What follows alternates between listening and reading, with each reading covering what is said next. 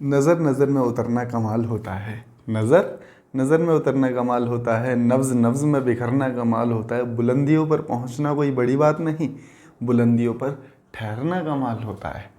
Hello everyone, कैसे हैं आप सभी। तो हम लोग बात कर रहे हैं DSSB की सीरीज़ को लेते हुए।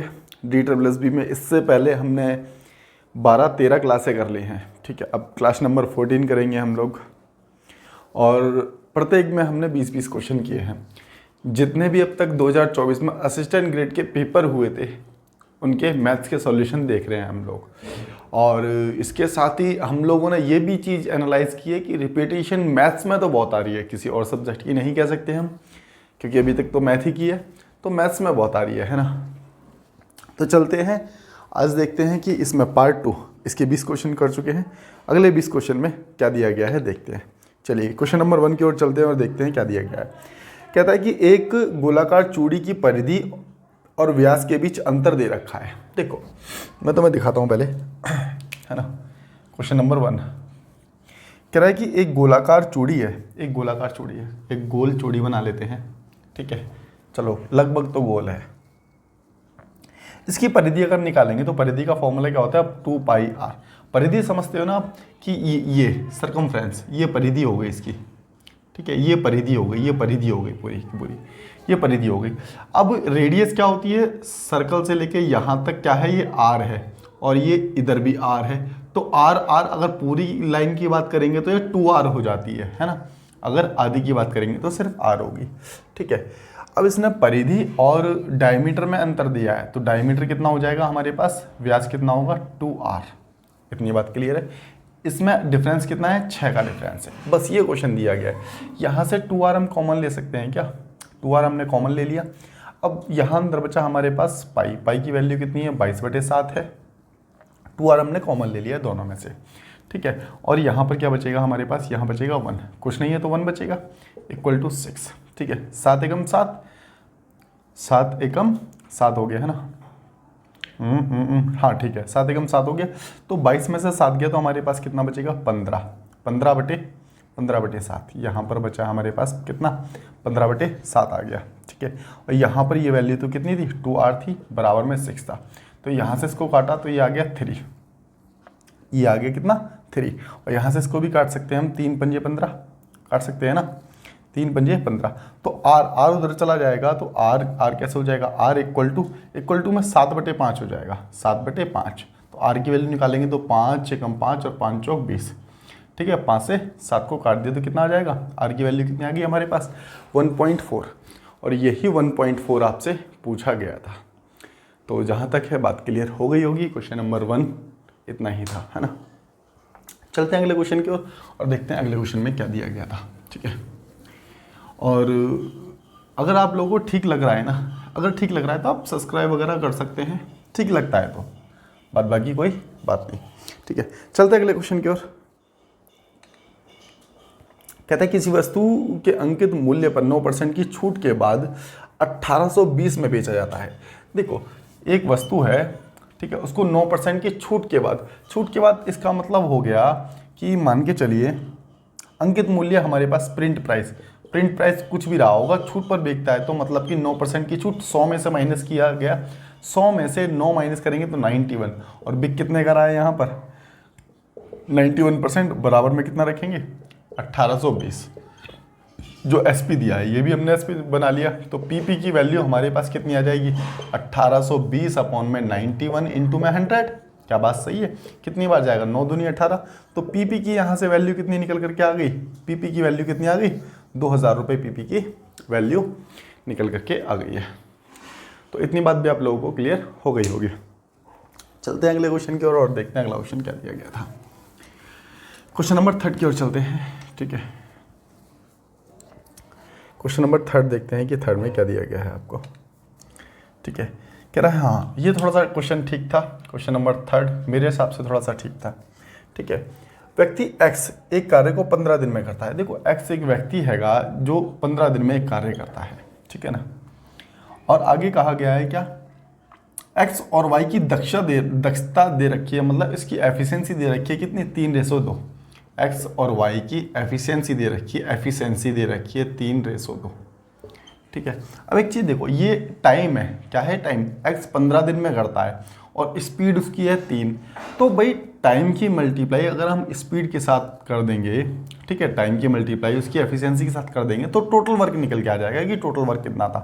तो हमने यहाँ से निकाल दिया TW बोले तो टोटल वर्क, 15 की मल्टीप्लाई 3 से कर दिया तो हमने निकाल लिया कितना 45 इसका टोटल वर्क आ जाएगा यहाँ से। ठीक से लिख लेते हैं इसको थोड़ा सा, ठीक है 45, ठीक है। तो टोटल वर्क निकल के आ गया हमारे पास कितना 45। आगे क्या कहता है क्वेश्चन में, एक बार देख लेते हैं। कहता है और Z एक साथ काम करते हैं तो काम 3 दिन में पूरा हो जाता है। एक चीज़ बताओ, 45 भाग काम को 3 दिन में करने के लिए, 3 दिन में करने के लिए कितना चाहिए, 3 एकम 3 और 3 पंजे 15, मतलब कि एफिशिएंसी 15 होनी चाहिए। समझ पा रहे हो, अगर 3 दिन में किसी काम को किया जाएगा, 45 काम है तो इसका मतलब एफिशिएंसी 15, मतलब स्पीड उसकी 15 होनी चाहिए, है ना। और यहाँ पर ये तीनों मिलकर करते हैं तो यहाँ पर ये हो गया कि x की 3 है, y की 2 है, तो 3 और 2 5 तो हो गई। तो z की एफिशिएंसी कितनी रही होगी, z की एफिशिएंसी 10 रही होगी। मेरी बात को यहाँ पर समझ पाए क्या? मैं एक बार फिर से बताता हूँ। यहाँ पर ये निकाला टोटल वर्क निकल गया हमारे पास 45। उसने कहा कि 3 दिन में अगर Z भी मिल जाता है तो काम 3 दिन में हो जाता है। तो हमने देखा कि अगर 3 दिन में होता है तो एफिशिएंसी कितनी रहती होगी, एफिशिएंसी रहती होगी 15। भाई हम अगर ये टोटल वर्क था, टोटल वर्क को अगर टाइम से भाग कर देंगे तो एफिशिएंसी निकल जाएगी ना। ये आ गई हमारे पास एफिशिएंसी कितनी आ गई 15, जबकि x और y की एफिशिएंसी कितनी थी 5, तो इसका मतलब z की एफिशिएंसी 10 रही होगी। अब बात क्लियर हो गई, ठीक है ना। तो हमने x y z की तीनों की एफिशिएंसी निकाल दी। उसने कहा कि मजदूरी इनको जो पैसा मिलता है वो कितना मिलता है 4500 रुपये, और हमारे पास कितना 3 2 5 10 15 की वैल्यू को क्वेश्चन में हमें 4500 दे दी है। तो 15 दिया 4500, एक की वैल्यू कितनी आ गई 300। उसने z की वैल्यू पूछी थी कि z को कितना पैसा मिलेगा, और z की वैल्यू कितनी है 10। तो 10 की मल्टीप्लाई 300 के साथ कर देंगे, क्यों, एक की वैल्यू 300 है तो 10 की वैल्यू कितनी हो जाएगी 3000 हो जाएगी, है ना 3000। तो यही आपसे पूछा गया था कि क्वेश्चन में 3000 है, सही से लिख लेना इसको, ठीक है 3000। तो 3000 आप लोगों का आंसर आ जाएगा। तो जहाँ तक है बात आप लोगों को क्लियर हो गई होगी कि क्या पूछा गया था और क्या दिया है। तो ठीक क्वेश्चन था थोड़ा सा टाइम एंड वर्क का, ठीक है। चलते हैं अगले क्वेश्चन की और क्वेश्चन नंबर 4 देखते हैं कि 4 में क्या दिया गया है आप लोगों को, है ना। क्वेश्चन नंबर 4 में क्या दिया गया है, देखिए क्वेश्चन नंबर 4 कहता है एक कॉलेज में लड़के तथा लड़कियों की संख्या दे रखी है आपको कितनी 11 18। देखो अगर रेशो दे रखा है तो रेशो में एक जीरो बढ़ा लें, कोई फर्क नहीं पड़ता। 11 18 तो मतलब कि 180 110 मान लेंगे, कोई इसमें बड़ी बात नहीं है, रेशो हैगा। लड़कों की संख्या लड़कियों की संख्या कितनी बढ़ रही है 40%, क्रम से 40% और 20% बढ़ जाती है।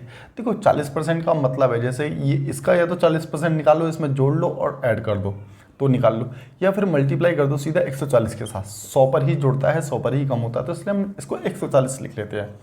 2 जीरो से 2 जीरो कैंसिल आउट हो गए, है ना। 14 कम 14, 14 कम 14 और 1 15, कितना आ गया, ठीक है ना 154 ही आएगा, ठीक है। और यहाँ पर ये कितना 20% बढ़ रही है तो मल्टीप्लाई कर दो 120 के साथ में, ठीक है 120 के साथ में मल्टीप्लाई कर दी, ठीक है। तो 18 दूनी 36 और 18 एकम 18, 18 और 3 कितना हो गया 18 और 3 21, ठीक है।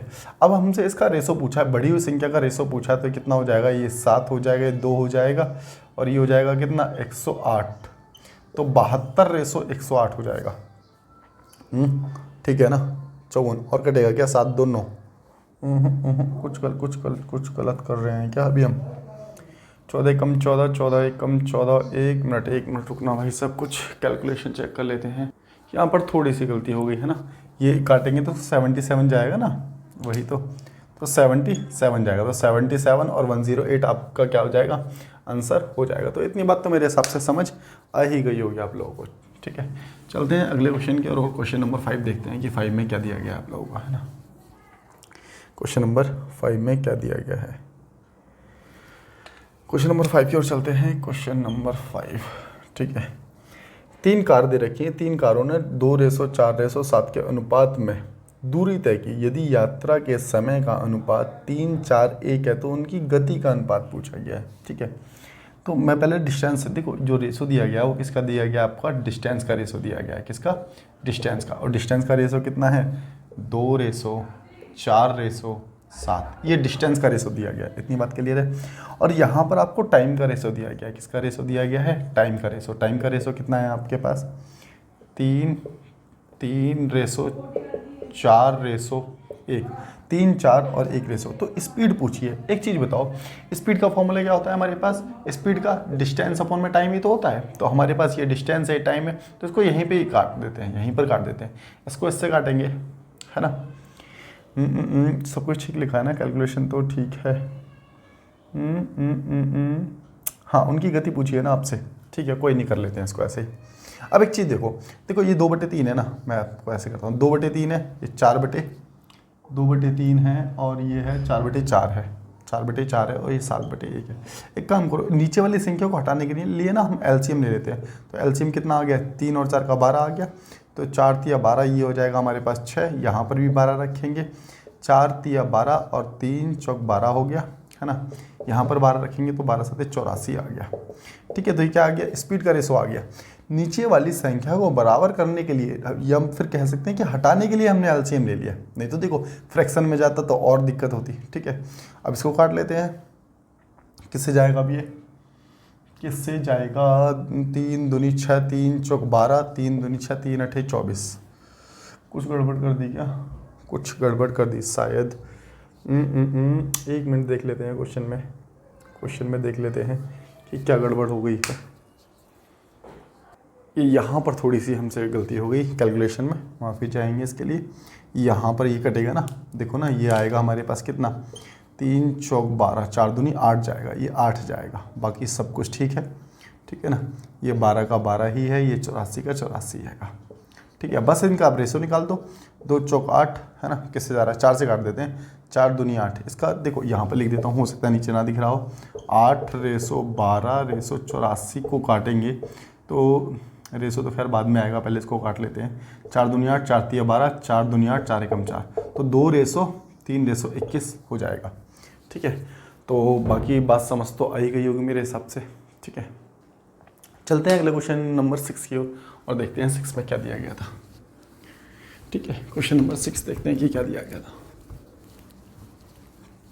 चलिए,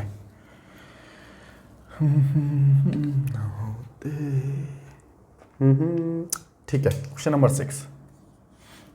6 में कहता है कि अपनी सामान्य गति की 3/4 गति से चलते हुए एक व्यक्ति एक निश्चित दूरी को अपनी सामान्य गति से दूरी तय करने में लगने वाला समय से 4 घंटे अधिक तय करता है। 4 घंटे अधिक में तय करता है। देखो मैं समझाता हूँ क्वेश्चन में क्या दिया गया है। आपको स्पीड दे रखी है, ठीक है। एक व्यक्ति है, उसकी स्पीड है कि 3/4। ठीक है, वो क्या कह रहा है? यदि वो अपनी सामान्य गति से कम चलता है, सामान्य गति से कम स्पीड में चलता है, तो उसको वो 4 घंटे लेट हो जाता है। तो देखो स्पीड का उल्टा क्या होता है? टाइम होता है। स्पीड का उल्टा रेशो निकालेंगे तो किसका आता है? टाइम का। तो 4/3। हमने टाइम का रेशो निकाल लिया। हमारे पास टाइम कितना कम ले रहा है? 1 घंटा, और उसने क्वेश्चन में क्या दिया है कि 4 कम ले रहा है। इतनी बात क्लियर है। एक चीज़ समझ रहा है, यहाँ पर सामान्य गति कौन सी होगी? 4 या 3? सबसे पहली बात तो ये, सामान्य गति 4 से चलता है या फिर 3 से चलता है? देखो सामान्य गति यहाँ पर होगी 4। ऐसा क्यों? क्योंकि यदि वो पहले 4 से चलता था, फिर वो 3 से चलने लगा, जब तो वो लेट हो रहा है। समझ रहे हो? अगर कोई व्यक्ति, मान के चलो तुम ही हो, तुम 3 किलोमीटर प्रति घंटा से चलते थे, ठीक है, और तुम 4 किलोमीटर प्रति घंटा से चलने लगे, ठीक है, तो इसका मतलब तुम तो जल्दी पहुँचोगे। समझ रहे हो मेरी बात को? तो इसका मतलब इसकी सामान्य गति 4 रही होगी, जब ये 3 से चलने लगा, इसी कारण वो लेट हो गया। ठीक है, टाइम क्या हो जाता है? इसका उल्टा हो जाता है। यहाँ टाइम की डिफरेंस कितना आ गया? 1 का, और 4 घंटे वो लेट हो रहा था। यहाँ पर 1 घंटे लेट हो रहा है, यहाँ 4 घंटे लेट हो रहा है। ठीक है, तो इतनी बात तो मेरे हिसाब से क्लियर हो गई होगी। उसने पूछा यदि सामान्य गति से चले तो कितना समय लेगा। देखो टाइम जो ले रहा है यही तो है सामान्य गति, ये 4 वाली तो है सामान्य गति। इस गति से चलेगा तो 3 घंटे ले रहा है, तो इसका मतलब 1 की वैल्यू 4 है तो 3 की वैल्यू कितनी हो जाएगी? 3 की वैल्यू 12 हो जाएगी ना। बात समझ आ रही है ना मेरी? ठीक है, अच्छा क्वेश्चन है, पूछा जाता है कई बार, इसलिए मैं थोड़ा सा टाइम लेके बता रहा हूँ इसको। ठीक है, चलते हैं अगले क्वेश्चन की ओर और देखते हैं क्वेश्चन नंबर 7 में क्या दिया गया है आप लोगों को। क्वेश्चन नंबर 7 में क्या दिया गया है? ठीक है, चलिए, हाँ 1 मिनट का समय देना, मैं निकाल लेता हूँ क्वेश्चन नंबर 7। हाँ ठीक है, क्वेश्चन नंबर 7। क्वेश्चन नंबर 7 कहता है 6 सेंटीमीटर त्रिज्या वाले एक ठोस गोले को पिघलाकर 3 सेंटीमीटर ऊंचाई और 2 सेंटीमीटर त्रिज्या वाले एक ठोस सिलेंडर में बदल दिया गया। ठीक है, एक चीज़ देखो मैं समझाता हूँ। सबसे पहले क्या था, एक सर्कल था, सर्कल नहीं, इसे क्या कहते हैं, स्पेयर। स्पेयर किसके फॉर्म में होता है, बॉल की फॉर्म में। एक बॉल समझते हो ना, सॉलिड बॉल, ठीक है, उस फॉर्म में। इसको किस में, 3D मान के चलिए, एक सिलेंडर में बदल रहा है। किस में बदल रहा है, एक सिलेंडर में बदल रहा है। तो इसका मतलब क्या हो गया, दोनों का वॉल्यूम समान होगा। भाई इसे पिघलाया गया है तो इसके पिघलाने से क्या होगा, जो भी इसका कंटेंट होगा, जो भी इसमें कंटेंट होगा वो एक सिलेंडर के फॉर्म में जाएगा। तो इसका मतलब वॉल्यूम की बात कर रहा है। तो वॉल्यूम, इसका वॉल्यूम क्या होता है, एक स्पेयर का वॉल्यूम क्या होता है, 4/3 पाई आर क्यूब। ठीक है, और एक सिलेंडर का वॉल्यूम क्या होता है, सिलेंडर का वॉल्यूम क्या होता है, पाई आर स्क्वायर एच। इतनी बात तो क्लियर है। ठीक है, अगर हम इसके वॉल्यूम से, इसके वॉल्यूम को इसके वॉल्यूम से डिवाइड कर देंगे तो नंबर ऑफ क्या निकल जाएगा, नंबर ऑफ बॉल या जो भी दे रखा है इसने वो निकल के आ जाएगा। ठीक है, क्या पूछा गया था एक बार देख लेते हैं क्वेश्चन में। क्वेश्चन नंबर दिया था तो कितने सिलेंडर बनाए जाएंगे, तो हाँ नंबर ऑफ सिलेंडर ही पूछ ले, तो कितने सिलेंडर बना दिए जाएंगे, कोई दिक्कत नहीं, ऐसे कर लेंगे। देखो पाई से तो पाई कैंसिल आउट कर दिया। आर की वैल्यू अगर देखेंगे तो पहले जो आर की वैल्यू क्वेश्चन में दी गई है वो 6 सेंटीमीटर है, तो यहाँ पर 6 × 6 करेंगे। ठीक है, यहाँ पर आर की वैल्यू कितनी थी, आर और एच दोनों ही लिख लेते हैं। आर की वैल्यू यहाँ पर दे रखी है आपको 2 सेंटीमीटर, 2 × 2, और एच की वैल्यू दे रखी है हमें 3। बात क्लियर है। तो 3 दूनी 6, 2 से 2 कैंसिल आउट हो गया। ठीक है, और 3 दूनी 6 और 2 3 6, तो 3 दूनी 6 चौक 24। तो यहाँ पर नंबर ऑफ सिलेंडर कितने निकल कर क्या जाएंगे, 24 नंबर ऑफ सिलेंडर होंगे। बात समझ आ गई होगी मेरे हिसाब से। ठीक है, चलते हैं अगले क्वेश्चन की और देखते हैं अगले क्वेश्चन में क्या दिया गया है आप लोगों को। ठीक है, अगला क्वेश्चन कहता है क्वेश्चन नंबर 9। 8 कहाँ किया अभी हमने, 8 कर लिया क्या, 8 नहीं किया, पहले 8 करेंगे भाई। 8 देखो, इसी को 8 बना दिया हमने। ए किसी कार्य को 20 दिन में करता है, 20 10 दिन में। देखो ए किसी कार्य को 20 दिन में करता है, बी किसी कार्य को 10 दिन में करता है, बी 10 दिन में करता है। ठीक है ना, बी ने इस पर 6 दिन काम किया, शेष कार्य ए कितने दिन में करेगा। देखो सबसे पहले इसका टोटल वर्क निकाल लो। क्या लेंगे हम, इसका एलसीएम। एलसीएम कितना आ गया हमारे पास, 10 और 20 का एलसीएम 20 आ गया। 20 एकम 20, इसकी एफिशिएंसी 1 आ गई, इसकी एफिशिएंसी 2 आ गई। इतनी बात क्लियर है। यदि बी 6 दिन तक काम करता है, बी 6 दिन तक काम करता है, तो इसका मतलब बी ने 12 भाग काम कर दिया, तो 12 भाग इसमें से निकाल दें। भाई जो अकेला बी ने काम किया है वो तो 12 भाग कर दिया ना, तो 12 भाग टोटल वर्क में से निकाल दिया, तो इसका मतलब बचा हुआ कितना, 8 भाग रिमेनिंग वर्क बचा है। रिमेनिंग वर्क कितना बचा है, रिमेनिंग वर्क 8 भाग बचा है। तो ये तो काम छोड़ करके चला गया, ये नहीं कर रहा, कह रहा है कि बचा हुआ काम ये कितने दिन में करेगा। तो इसकी एफिशिएंसी कितनी है, 1 है, एफिशिएंसी 1 है, तो 8 भाग काम करेगा, कितना समय लेगा, 8 दिन ही लेगा, या 8 घंटे, जो भी दे रखा था क्वेश्चन में यही हो जाएगा।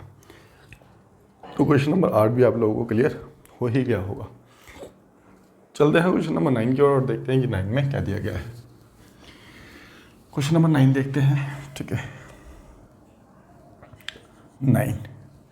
9 में कहता है एक दुकानदार एक अंकित मूल्य, हाँ ये थोड़ा सा अच्छा क्वेश्चन है। अच्छा इन द सेंस मतलब कि ये कई एग्जामों में पूछा गया है, ये क्वेश्चन अब तक कई एग्जामों में पूछा गया, इसलिए थोड़ा सा इंपॉर्टेंट हो जाता है। एक दुकानदार एक अंकित मूल्य पर 28% की छूट पर एक वस्तु बेची। ठीक है, 28% पर। देखो एक व्यक्ति हैगा, एक दुकानदार है, अंकित मूल्य हमने मान के चले प्रिंट प्राइस हमने 100 मान लिया, 100% था प्रिंट प्राइस। जब कोई डिस्काउंट पर बेचता है, ठीक है, तो उसने डिस्काउंट कर दिया कितने का, 28% का। तो इसका मतलब सेलिंग प्राइस कितना हो जाएगा, सेलिंग प्राइस आप लोग कहेंगे कि 72% पर। भाई 28 घटा दो 100 में से, तो 72% पर बेच दी, इतनी बात सही है। ठीक है, ऐसा करने से उसे 20% का लाभ होता है। अब देखो जो दुकानदार था उसे 20% का लाभ होता है, तो एसपी बेचने पर 20% का लाभ होता है। यहाँ से आप सीपी निकाल सकते थे, कैसे, 120। याद रखना, सीपी से एसपी बनाने के लिए प्रॉफिट या लॉस परसेंट से आप डिवाइड कर सकते हैं। डायरेक्ट बता रहा हूँ मैं आपको, बात बाकी समझेंगे आप चैप्टर में ऐसा क्यों है। ठीक है, बात बाकी मेरे हिसाब से कई लोगों को पता होगी ये चीज़, इसलिए ठीक है। अब 20% का लाभ था तो 120 लिख दिया हमने यहाँ पर, परसेंटेज का साइन हटेगा, यहाँ पर 100 आ जाएगा। ठीक है, 0 से 0 12 6 72। तो यहाँ से CP निकल करके आ गया। CP कितना आ गया हमारे पास? 60 रुपये निकल करके आ गया। मेरी बात समझ रहे हो? अब देखो CP 60 रुपये, PP इतना हो गया और SP इतना हो गया। ठीक है, SP 72 रुपये हो गया। इतनी बात तो क्लियर है। वो कह रहा है कि अगर कोई डिस्काउंट ना देता, एक चीज़ देखो, 60 रुपये की वस्तु 100 रुपये की बेचता तो इसका मतलब 40 का प्रॉफिट लेता। किस पर? 60 पर, इंटू में 100। 1 0 से 1 0, 2 दूनी 4, 2 3 6। तो आ गया हमारे पास कितना? 200/3। 200/3 को काटेंगे तो 66 सही 2/3, या बोले 66 सही 0.67% आपका आंसर हो जाएगा। तो इतनी बात मेरे हिसाब से क्लियर होगी। इस तरीके से करोगे तो इसके जैसे जितने भी क्वेश्चन होंगे आप आसानी से कर सकते हो। ठीक है, चलते हैं अगले क्वेश्चन की और क्वेश्चन नंबर 10 देखते हैं कि 10 में क्या दिया गया है आप लोगों को। क्वेश्चन नंबर 10 में क्या दिया गया है, चलिए। ठीक है, 10 में कहता है कि अनामिका ने अपने उत्पादों की कीमत को 32% बढ़ा दी। क्या कर दी इसने? 32% बढ़ा दी। उन्हें कितनी छूट देनी चाहिए ताकि उत्पादों को बिना लाभ के और बिना हानि के आधार पर बेच सके? देखो मैं आसान भाषा में समझाता हूँ। वो क्या कह रहा है कि 100 रुपये थी मान के चलिए कीमत, उसने कीमत कर दी 132 रुपये। लेकिन बाद में उसे ध्यान आया कि मैं ऐसा करता हूँ कि मुझे ना प्रॉफिट चाहिए ना लॉस चाहिए, मेरा माल बिक जाए, नो प्रॉफिट नो लॉस पे। तो क्या होगा, इसे 32 रुपये कम करने पड़ेंगे ना, क्योंकि भाई उसका कॉस्ट कितना है? कॉस्ट है उसका 100 रुपये, और लगा दिया उसने प्रिंट प्राइस लगा दिया कितना? PP CP ऐसे मान लो।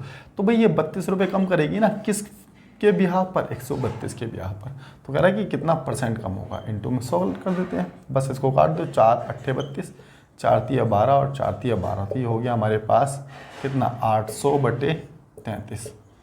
ठीक है, तो 33 दूनी 66 जाएगा, 33 दूनी 66 जाएगा। और इसको ऐसे काट लो, ज़्यादा आसानी होगी आपको भी काटने में और मुझे भी। 66 4 और ये किधर चला गया? अब कितनी बार जाएगा ये? अब चला जाएगा आपका 30 मान लो ना, 3 चौक 12, 4 बार चला जाएगा। ठीक है, अब देखो 24 है क्या ऑप्शन में कहीं? ऑप्शन में कहीं 24 है क्या? कुछ गड़बड़ कर दी क्या हमने इसमें? कुछ गड़बड़ कर दी कि 4 8 32, 4 3 12, 4 3 12 एकदम ठीक है अब तक तो। हाँ ठीक तो है भाई, है तो 24.24। ठीक है, एक ऐसा ही ऑप्शन ऐसा था। ठीक है, और कोई था नहीं, तो हम इस पे 24 पे भी छोड़ सकते थे इससे वैसे, क्योंकि और कुछ ऐसा था नहीं क्वेश्चन में। ठीक है, तो इतनी बात भी मेरे हिसाब से आप लोगों को क्लियर हो ही गई होगी। चलते हैं अगले क्वेश्चन की ओर, और क्वेश्चन नंबर 11 देखते हैं कि 11 में क्या दिया गया है आप लोगों को। क्वेश्चन नंबर 11 में क्या दिया गया है? ठीक है, क्वेश्चन नंबर 11। ठीक है, तो देखो इसमें क्या दे रखा है, इसमें सॉरी 10 नहीं किया ना मैंने गलत लिख दिया था क्या? अभी आपको कौन सा, हाँ ठीक है 10 ही तो कराया था, 11 ही देखेंगे। बिल्कुल ठीक है। कह रहा है कि ये संख्या दे रखी है 15/20, 25/30, 35/40 का यौगिक अनुपात क्या होगा? सबसे पहले तो ये समझना होगा कि यौगिक अनुपात क्या होता है। यौगिक अनुपात का मतलब होता है अनुपात की मल्टीप्लाई। क्या होता है? मल्टीप्लाई। इंग्लिश में बोले तो कंपाउंड होता है। तो इसको ऐसे लिख लेते हैं यहाँ पर 15/20। ठीक है, मल्टीप्लाई में देखो रेशो को अपॉन में लिख सकते हैं, जैसे 15/20 तो यहाँ इसको 25/30। ठीक है, मल्टीप्लाई में कितना? 35/40। ठीक है, बस इसको काट लो। 5 3 15, 5 चौक 20, 5 25, 5 6 30, 5 7 35, 5 8 40। और कुछ कट रहा है क्या? चलो 7 5 35, 35 थी 105, तो ऊपर आ गया 105। ठीक है, नीचे कितना आ जाएगा? 6 चौक 24, 24 8 192, 24 8 कितना हो जाएगा हमारे पास? 192। ठीक है ना, तो है क्या है ऑप्शन? 105/192। ठीक है, ये रेशो में दे रखा है, वैसे ही कट जाएगा क्या? ये और भी कट जाता, लेकिन ऑप्शन में यही आंसर है। अगर और भी दे रखा होता, मतलब कि इसको काट के दे रखा होता, तो आंसर तो वही हो जाता। मतलब कितना दे रखा है तो इतना भी करके आगे बढ़ सकते हैं, है ना। 3 से कट जाता वैसे भी है, 3 3 9 3 5 15, 3 6 18, 3 चौक 12। ठीक है, लेकिन ऑप्शन में ही नहीं है वो, तो इसको भी टिक कर सकते हैं। ठीक है, क्वेश्चन नंबर 12 की ओर चलेंगे और देखते हैं कि 12 में क्या दिया गया है आपको। क्वेश्चन नंबर 12 की ओर चलेंगे। एक ट्रेन है 40 किलोमीटर प्रति घंटा की गति से यात्रा कर रही है, 4/5 किलोमीटर की दूरी को तय करने में कितने सेकंड लेगी। ठीक है, स्पीड दे दी आपको ट्रेन की कितनी, 40 किलोमीटर प्रति घंटा, 40 किलोमीटर प्रति घंटा। ठीक है, डिस्टेंस कितना दे दिया उसने आपको, डिस्टेंस दे दिया 4/5 भाग। अब एक चीज़ बताना, 4/5 भाग को अगर हमें टाइम सेकंड में निकालना है तो इसको भी मीटर में कन्वर्ट कर दें, 1000 से मल्टीप्लाई कर दें, तो यहाँ पर आ गया 20, तो ये आ जाएगा हमारे पास कितना, 800। तो डिस्टेंस 800 आ गया, स्पीड आ गई, तो टाइम निकाल सकते हैं क्या, डिस्टेंस अपॉन में, अरे डिस्टेंस अपॉन में स्पीड ही तो टाइम होता है, टाइम निकालने का फॉर्मूला पता है ना। ठीक है, तो यहाँ पर रख दो डिस्टेंस, डिस्टेंस कितना है 800, और ये टाइम कितना हो गया हमारे पास 40 किलोमीटर पर आवर था, तो इसको कन्वर्ट करेंगे किससे, 5/18 से, 5/18 से कन्वर्ट कर दिया। ठीक है, तो 5 चौक 20, 200 दूनी 200 कितनी बार जाएगा, 4 बार, 18 चौक 72, 72 मीटर पर सेकंड, सॉरी 72 सेकंड आएगा ना टाइम का, 72 सेकंड। तो इतनी बात मेरे हिसाब से क्लियर हो गई होगी आप लोगों को, है ना। चलते हैं अगले क्वेश्चन की ओर, क्वेश्चन नंबर 13 देखते हैं। ठीक है, क्वेश्चन नंबर 13 देखते हैं कि 13 में क्या दिया गया है। 13 कहाँ है भाई, 13 एक बार निकाल लें क्या, 1 मिनट रुकना भाई। हाँ चलिए, क्वेश्चन नंबर 13 की ओर चलते हैं और देखते हैं 13 में क्या दिया गया है। कहता है कलकत्ता की यात्रा में एक टैक्सी 50% दूरी को 48 किलोमीटर प्रति घंटे में, ठीक है, 40% दूरी, 40% के लिए 40 किलोमीटर प्रति घंटा, ठीक है, शेष दूरी के लिए 20 किलोमीटर प्रति घंटा की गति से चलती है। ठीक है, पूरी यात्रा की औसत गति पूछी गई है। मैं आपको एक चीज़ बताता हूँ, औसत गति कभी भी निकालनी है ना, तो हम कैसे करेंगे, टोटल डिस्टेंस अपॉन में total time, total distance upon में टोटल टाइम। तो टोटल डिस्टेंस हमारे पास क्या है ये देख लेते हैं। टोटल डिस्टेंस हमारे पास हैगा, पहला दे रखा है कि 50, देखो 50, और स्पीड दे रखी है कितनी, देखो ये डिस्टेंस है और ये क्या है, स्पीड है, तो यहाँ से टाइम निकलेगा, समझ रहे हो ना, हमें टाइम निकालना पड़ेगा। और दूसरा दे रखा है 40%, ठीक है, और ये हो गया 40 किलोमीटर प्रति घंटा, ठीक है, और तीसरा दे रखा है शेष। अब देखो 50 और 40 90, हम टोटल 100 मान लेते हैं, तो बचा 10 जो चलता है 20 किलोमीटर प्रति घंटे से।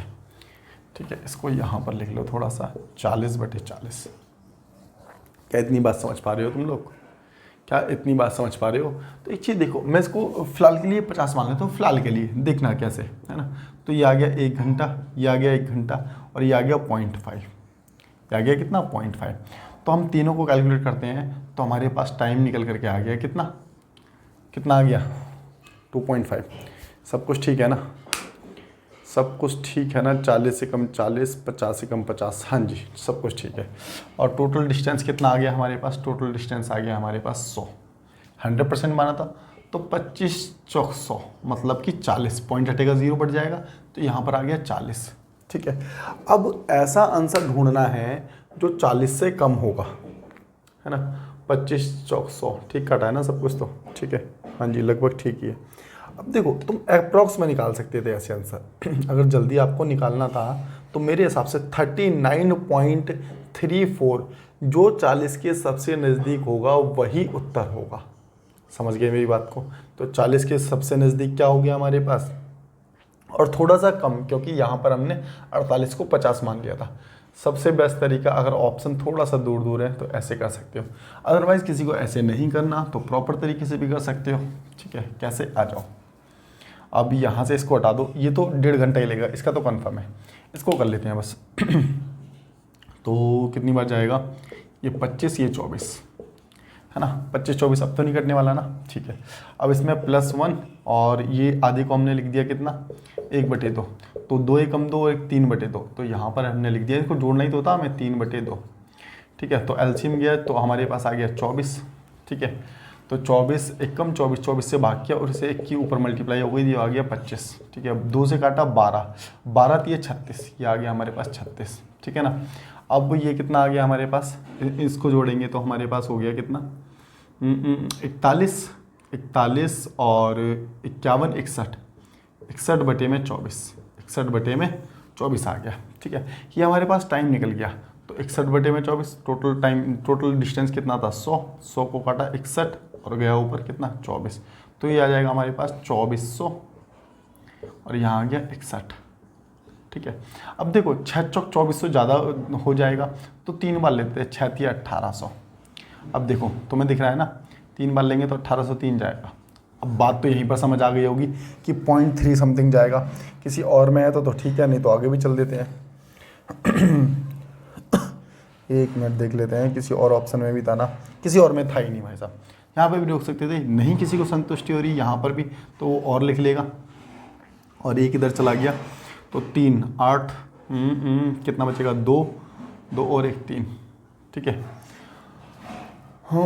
थोड़ा सा 2 2 4 6 या 5 आएगा, 5 आएगा और 6 निम 54, ये 9 बार जाएगा है ना, 54, 9 1 कम 9, 9 6 54, ये जाएगा। तो 39 पॉइंट अब तो समथिंग कर ही सकते थे। तो ये हो गया इसका प्रॉपर तरीका। अगर किसी को लगता है कि ऐसे नहीं ऐसे करना चाहिए था, ऐसे भी कर सकते हो। समझ आ गया होगा। 13 दोनों तरीके से बता दिया मैंने आप लोगों को कि कैसे कैसे हो सकता था।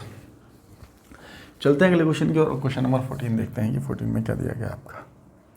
14 में क्या दिया गया है, तो कह रहा है कि एक व्यापारी है, एक वस्तु को 2299 रुपये में बेचता है, 5% की हानि होती है। एक चीज़ देखो, जब बेच रहा है तो इसका मतलब एसपी है। एसपी से हम सीपी कैसे निकालेंगे, सीपी निकालने के लिए बेच रहा है ना 5% की हानि पर, तो यहाँ से कितने की बेच रहा है ये देख लेते हैं इसको, 2299 की, 2299 की, तो बटे में यहाँ पर करती है, यहाँ से सीपी निकल जाता। बात समझ रहे हो, यहाँ से क्या निकल जाता, सीपी निकल जाता, ये सीपी हो जाता, भाग करते के साथ ही सीपी निकल जाता। लेकिन कह रहा है कि 5% उसे वस्तु को किस कीमत पर बेचना चाहिए ताकि इसको 5%, ये तो सीपी हो गया, तुरंत इसको 5% के लाभ पर बेच दो तो सीधा अब एसपी निकल जाएगा। बात समझ रहे हो, पहले इसको डिवाइड किया तो सीपी निकल गया, अब क्यों कैलकुलेशन को डबल करोगे, मल्टीप्लाई तुरंत कर दिया 105 से तो ये निकल जाएगा। अब इसको काट लो, 5 एकम 5, 5 निम 45, 5 दूनी 10, 5 एकम 5, 19 एकम 19 गया हमारे पास है ना, और बचे कितना 19 दूनी 38 और 19 एकम 19 है ना, 21 एकम 21 हो गया। ठीक कर रहे हैं क्या, 21 एकम 21, 21 दूनी 42, 42 और 2 कितना हो गया, 42 और 2 42 2 44, 21 एकम 21, 21 और 4 25 है क्या, 25 41, मुझे कुछ अपनापन नहीं आ रहा, हो सकता है शायद कहीं कैलकुलेशन में मिस्टेक हुई हो। आंसर चेक कर लेते हैं एक बार, 25 41 बिल्कुल ठीक आंसर है, लेकिन आंसर एकदम ठीक है। तो ये हो गया क्वेश्चन नंबर 14। ठीक है, चलते हैं 15 की ओर और देखते हैं 15 में क्या दिया गया है। 15 में एक बार थोड़ी सी इंक डाल लेते हैं, शायद इंक कम लग रही है तुम लोगों को है ना। तो अब देखेंगे कौन सा क्वेश्चन नंबर आप लोगों का 15। हाँ, अब देखो 15 एकदम डिटो रिपीटेड क्वेश्चन है। इससे पहले भी मैंने कई बार कराया, इसको 2 बार करा दिया शायद है ना। कह रहा है कि अब रोक के इसको खुद से भी कर सकते हो तुम एक बार है ना। 18 सेंटीमीटर व्यास वाले एक गोलाकार पिज्जे का 1/4 हिस्सा पूरे पिज्जे से हटा दिया जाए। देखो पहले तो दे रखा है 18 सेंटीमीटर व्यास, तो व्यास का आधा क्या हो जाता है, रेडियस। यहाँ पे लिख लो रेडियस कितनी हो गई, 9, समझ के। एक पिज़्ज़ा है, ठीक है, थोड़ा सा गोल बना लेते हैं और सुंदर लगेगा। बना नहीं है हालांकि, कोई नहीं, काम चला लेंगे हम इससे। ठीक है, इसका 1/4 भाग हटा देता है, तो यहाँ से हटाओ और यहाँ से हटाओ, ये 1/4 भाग हटा दिया इसने, इस 1/4 भाग को हटा दिया इसने, कुछ इस प्रकार से 1/4 भाग हटा दिया। अब इसका क्या पूछ रहा है क्वेश्चन में, हटा देता है तो बचे हुए का पेरीमीटर पूछ रहा है, परिमाप पूछ रहा है। तो परिमाप समझते हो, ये वाला, ये वाला, ये पूछ रहा है, ये पूछ रहा है, ये वाला भी आएगा, ये वाला भी आएगा। अब एक चीज़ देखो, हमें सर्कल का पेरीमीटर क्या होता है, 2πr, 2π, पाई की वैल्यू 22/7, आर की वैल्यू हमें दे रखी है कितनी, 2πr। ठीक है ना, इतनी बात क्लियर होगी। लेकिन अब हमने तो ये पूरा निकाल दिया, हमसे पूछा कितना था, एक भाग तो निकाल दिया है भाई, 4 भाग टोटल है मान के चलिए, ठीक है। तो बचेगा कितना, अगर एक भाग निकाल देता है 4 में से एक भाग निकलेगा तो बचेगा 3 भाग, किस पे, 4 पे। तो हम यहाँ मल्टीप्लाई कर देते हैं 3/4। तो अब हमें इतने का आधे का निकल गया, आधे का मतलब 1/3 का, 3/4 का निकल गया, 1/3 हमने से इसमें से निकाल दिया, ठीक है, एक भाग निकाल दिया। और लेकिन अब देखो यहाँ पर हमने इतने का तो निकाल लिया, लेकिन अभी भी ये वाला पार्ट तो रह गया हमारा, देखो ये वाला पार्ट रह जाएगा ना।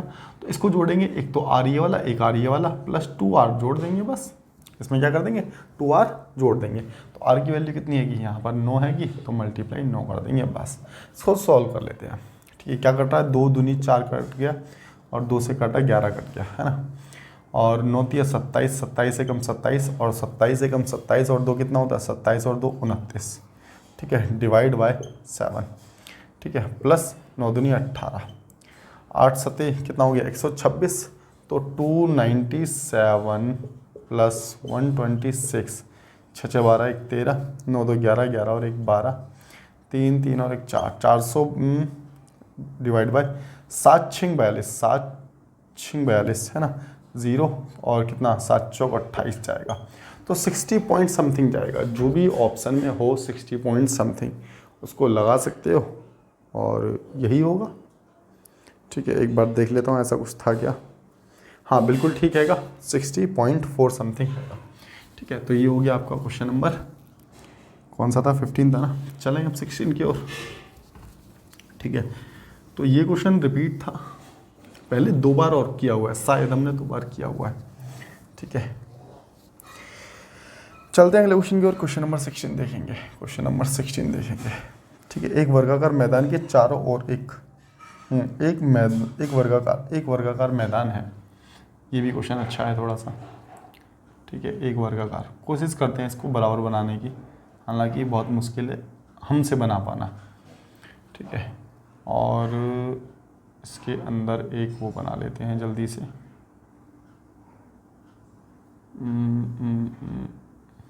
ठीक है, कोई नहीं, कम चला लेंगे इसी से, ठीक है। एक वर्गाकार मैदान के चारों ओर एक पथ की चौड़ाई, देखो एक वर्गाकार मैदान था, ये वर्गाकार मैदान था, इसके चारों ओर हमने पथ की चौड़ाई का 2.5, जो रास्ता बनाया गया वो कितना है 2.5, और इसका क्षेत्रफल 115 वर्ग मीटर है, ठीक है ना। इसका क्षेत्रफल कितना आएगा 115 वर्ग मीटर। 100 रुपये प्रति मीटर की दर से खेत की बाड़ लगाने, खेत में होगा वैसे, खेत में बाड़ लगाने की लागत क्या होगी। चलिए एक चीज़ समझते हैं, यहाँ पर वर्ग के बारे में उसने कुछ नहीं दिया, हमने मान लिया वर्ग की भुजा x रही होगी, वर्ग की भुजा x रही होगी, है ना। हमने फिलहाल के लिए ये मान लिया। देखो इसकी दूरी दे रखी है, किसकी, इसकी दूरी दे रखी थी, यहाँ से यहाँ तक की दूरी कितनी हो गई 2.5, तो यहाँ से यहाँ तक की दूरी कितनी हो जाएगी 2.5 हो जाएगी। इतनी बात समझ रहे हो, ठीक है। हम क्या कर रहे हैं, बड़े वाले सर्कल में से छोटे वाले सर्कल का एरिया माइनस कर देते हैं, तो हमें रास्ते का पता चल जाएगा कि रास्ते का एरिया कितना था। बात समझ पा रहे हो, बड़े वाले सर्कल कह रहे हैं वर्ग में, बड़े वाले स्क्वायर में से छोटे वाले स्क्वायर को माइनस कर देते हैं, ठीक है, तो हमें पता चल जाएगा। लेकिन छोटे वाले स्क्वायर की हमने क्या मान लिया, हमने ये यहाँ तक की भुजा मान ली x, हमने इसको मान लिया x, इसको x मानोगे, इसको अगर इसको x ना मानो, इसको x ना मान के हम इसको पूरे को x मान लेते हैं, इस वाले को x मान लेते हैं, इसको x मान लेते हैं। देखो यहाँ से यहाँ तक की दूरी कितनी हो गई 2.5, यहाँ से यहाँ तक की दूरी कितनी, इसको x मान लो, कोई दिक्कत नहीं है, चलो मान ही लो, ठीक है। तो यहाँ से यहाँ तक का पूरा कितना हो जाएगा, ये वाली भुजा, इसकी भुजा की बात करें तो 2.5 और 2.5 5 हो गया ना। तो हमने कहा कि x + 5, बड़े वाले स्क्वायर की हमने भुजा निकाल दी। अब इसका अगर होल स्क्वायर कर देंगे तो हमारा एरिया निकल जाएगा। इतनी बात क्लियर है क्या, एरिया निकल जाएगा, ठीक है ना। और अंदर वाले का क्या है x है, तो माइनस कर देंगे x² बराबर, है ना, बराबर कितना आ जाएगा हमारे पास 115, ठीक है ना। बराबर कितना आ गया हमारे पास 115 आ गया। समझ पा रहे हो ना, बराबर हमने 115 क्यों लिखा है, समझ पा रहे हो ना, क्योंकि इस बड़े वाले का एरिया दे रखा था, बड़े वाले वर्ग का एरिया दे रखा था, उसमें से हमने छोटे वाले का निकाल दिया है, ठीक है। तो बड़े वाले में से छोटे वाले को निकालेंगे, ठीक है, बड़े वाले में से अगर छोटे वाले को निकालेंगे तो बराबर में कितना रख देंगे 115, क्योंकि बड़े वाले का एरिया तो ये दे रखा है ना एक तरह से। इस एरिया में से एक्स स्क्वायर को निकाल देंगे तो डिफरेंस ही निकल करके आ जाएगा। आओ चलो इसको सॉल्व करते हैं। तो A square plus B square plus 2ab, ठीक है, 5 दूनी 10 हो जाएगा ना x, तो यहाँ पे सीधा लिख लो 10x, ठीक है, माइनस एक्स स्क्वायर बराबर में 115। इससे ये कैंसिल आउट हो गया, ठीक है। ये 25 उधर चला जाएगा तो ये बचेगा कितना 10x बराबर में, ये 25 उधर चला गया तो बचा 90। तो x की वैल्यू हमने यहाँ से निकाल ली, कितनी x की वैल्यू आ गई हमारे पास 9। x की वैल्यू कितनी आ गई 9 आ गई। इतनी बात तो मेरे हिसाब से समझ आई होगी, ठीक है। अब इस x की वैल्यू निकाल दी हमने, इस x की वैल्यू निकाल दी यहाँ से यहाँ तक की, इस x की वैल्यू निकाल ली। अब जब x की वैल्यू निकाल ली है हमने, इसको क्या करना है हमें तो रास्ता बनाना है ना, ये वाला रास्ता बनाना है, ये वाला रास्ता, ये वाले रास्ते को बनाना है। तो मल्टीप्लाई 4 कर देंगे, मल्टीप्लाई 4 कर देंगे। तो मल्टीप्लाई 4 कर दिया हमने यहाँ पर, ठीक है, मल्टीप्लाई 4 कर दिया तो 9 चौक 36 हो जाएगा। 100 रुपये के हिसाब से इसको लगेंगे कितने 3600 रुपये लगेंगे। बात समझ आ गई होगी मेरे हिसाब से आप लोगों को। भाई एक्स से हमने क्यों किया है ना, पता है कि यहाँ पर इसे बाड़ लगानी थी, यहाँ पर इसको बाड़ लगानी थी, ठीक है, इसलिए हमने क्या कर दिया 9 मल्टीप्लाई 4 कर दिया और हमारे पास निकल करके आ गया कितना 9 चौक 36, ठीक है ना। 17 देखते हैं और 17 में क्या दिया गया देखते हैं। कह रहा है एक बेलन है, बेलन की ऊंचाई दे रखी है आपको, इसकी रेडियस दे रखी है, सिलेंडर घुमावदार है, इसका क्षेत्रफल पूछा है। इसका क्या पूछा है आपसे क्षेत्रफल। तो क्षेत्रफल कैसे निकलता है, पृष्ठ क्षेत्रफल CS से पूछा है, CS से ऑफ सिलेंडर, ठीक है, क्या होता है 2πr/h। तो रख दो यहाँ पर 2 पाई की वैल्यू 22/7, r की वैल्यू हमें कितनी दे रखी है क्वेश्चन में, r की वैल्यू आपको 21 दे रखी है और h की वैल्यू 29 दे रखी है। तो 7 7 49 है ना। और क्या करना है इसको, 44 मल्टीप्लाई 21, ठीक है, और मल्टीप्लाई 7, 22 दूनी 44, 21 मल्टीप्लाई 7 है ना। 7 एकम 7, 7 दूनी 14, तो ये कितना हो जाएगा हमारे पास 147 मल्टीप्लाई 44, 7 चौक 28, 14 चौक 56 और 2 58, और यहाँ जाएगा 8 8 5 8 8 8 16, दिख नहीं रहा ना, 8 8 16, 8 5 13, 13 और 1 14, ठीक है, 5 5 और 1 6 आ गया, 64 68। मैं बोल देता हूँ बात बाकी, 64 68। देखो कुछ नहीं किया, इसकी इससे मल्टीप्लाई कर दी और इसकी इससे मल्टीप्लाई करने के बाद कितना आया, ये निकल कर क्या आ गया 64 68। यही क्वेश्चन में पूछा गया था आप लोगों से, ठीक है ना। चलते हैं अगले क्वेश्चन की ओर और देखते हैं क्वेश्चन नंबर 18 क्या कहता है। क्वेश्चन नंबर 18 में हमसे क्या कहा गया है, ठीक है, 18 में हमसे क्या कहा गया है देखते हैं। आ जाओ भाई 18, ठीक है। 18 कहता है कि एक व्यक्ति है जो बस द्वारा, एक व्यक्ति ट्रेन, बस और कार द्वारा 5 3 2 के अनुपात में विभिन्न दूरियां तय करता है। तो यहाँ पर आपको डिस्टेंस दे दिया, पहले डिस्टेंस का रेशो दे दिया है, डिस्टेंस का रेशो दे दिया है, ठीक है। पहला ट्रेन से चलता है 5, ठीक है, फिर चलता है 3 और फिर चलता है 2। ट्रेन से चलता है, बस से चलता है, कार से चलता है, ठीक है। ये डिस्टेंस दे दिया है, ठीक है। किराए का अनुपात देता है, बाद में क्या दे रहा है, इसके किराए का अनुपात रुपए दे रहा है, रुपए, ठीक है। किराए का अनुपात दे दिया कितना 1 3 और 4, और देखो आगे बोला भी है प्रति किलोमीटर, मतलब कि कह रहा है कि 1 रुपये प्रति किलोमीटर लगेगा, 3 रुपये प्रति किलोमीटर लगेगा, 4 रुपये प्रति किलोमीटर लगेगा। इसका मतलब क्या है कि 5 किलोमीटर जाने के लिए आपको 500 रुपये देने पड़ेंगे। कितने रुपये देने पड़ेंगे, 500 रुपये देने पड़ेंगे। 3 3 9, 1 किलोमीटर के 3 है तो 3 किलोमीटर के कितने 9 रुपये हो गए ना, 9 रुपये हो गए। 1 किलोमीटर के 2 हैं, सॉरी 1 किलोमीटर के 4 हैं तो 2 किलोमीटर के कितने हो गए हमारे पास, 4 दूनी 8 रुपये हो गए। इतनी बात क्लियर है। तो ये हो गया कितना 14 14 और 8 22, तो 22 रुपये का खर्चा है, टोटल 22 रुपये का खर्चा आएगा। और इसने क्वेश्चन में क्या बोला है कि कितना खर्चा आएगा 770 का, ठीक है ना। तो यहाँ से इसको काट लो, 11 दूनी 22, 11 सतह 77, 2 से काटा तो 35 आ गया। एक की वैल्यू हमारे पास 35। उसने पूछा है कि ट्रेन से कितना खर्च आएगा, तो ट्रेन की वैल्यू कितनी थी 5, 5 की मल्टीप्लाई 35 के साथ कर दो, 175 आपका आ जाएगा आंसर। तो मेरे हिसाब से आ जाना चाहिए समझ में। ठीक है, चलते हैं अगले क्वेश्चन की ओर और क्वेश्चन नंबर देखते हैं कौन सा। क्वेश्चन नंबर देखेंगे अब हम 19। ठीक है, क्वेश्चन नंबर 19 देखेंगे, चीज़ें समझ आ रही होंगी मेरे हिसाब से। ठीक है, चलते हैं क्वेश्चन नंबर 19 में क्या दिया गया है और देखते हैं। कह रहा है एक आयत की परिधि और लंबाई दे रखी है। ये भी रिपीटेड क्वेश्चन है भाई, ये भी पहले 2 बार आ चुका है मेरे हिसाब से। ठीक है, हमने ही किया है 2 बार। तो एक आयत की परिधि दे रखी है और लंबाई दे रखी है ये। ठीक है, अब देखो परिधि की वैल्यू आपको कितनी दे रखी है, परिधि की वैल्यू आपको 5x दे रखी है एक तरह से। ठीक है, और आगे कहता है आयत की परिधि कितनी है 120 है। तो x की वैल्यू निकाल लो पहले यहाँ से, x की वैल्यू 24 आ जाएगी। x की वैल्यू कितनी आ गई यहाँ से 24 निकल करके आ गई। ठीक है ना। अब पेरीमीटर ऐसे कर लो कि पेरीमीटर क्या होता है, रेक्टेंगल का पेरीमीटर 2l+b होता है।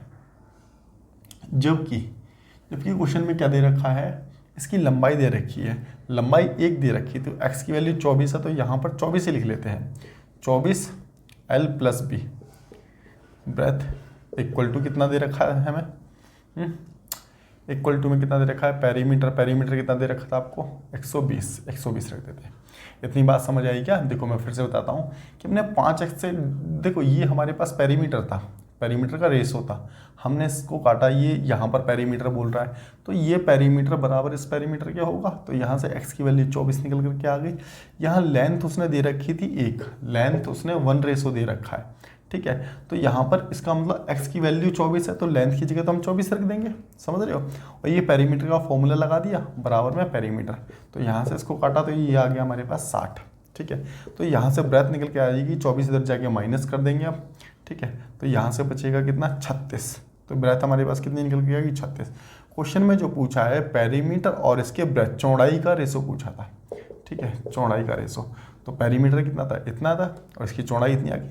थोड़ा सा ये क्वेश्चन अजीब सा बना है। अजीब सा क्यों बना है, एक चीज़ देखना, लंबाई जो है चौड़ाई से कम है। हालांकि कभी ऐसा होता नहीं है, अगर लंबाई चौड़ाई से अधिक है क्योंकि वही फिर क्या बन जाती है, लंबाई बन जाती है। लेकिन क्वेश्चन में दे रखा है तो प्रैक्टिकली तो ये वाजिब नहीं है। खैर कोई नहीं, 36 12 दिए 36 हो गया और 12 कम 12। ठीक है, 3 और 10 का रेशो आ जाएगा। तो इतनी बात क्लियर हो गई होगी आप लोगों को। तो ये था 19। लास्ट क्वेश्चन देखते हैं आज का, क्वेश्चन नंबर 20। आसान सा क्वेश्चन है। एक काम करता हूँ, मैं आपको होमवर्क में देता हूँ, ये कमेंट में करके बताएंगे आप लोग सभी के सभी क्या होगा इसका आंसर। ठीक है, चलते हैं, मिलते हैं नेक्स्ट क्लास में, तब तक के लिए टाटा बाय बाय।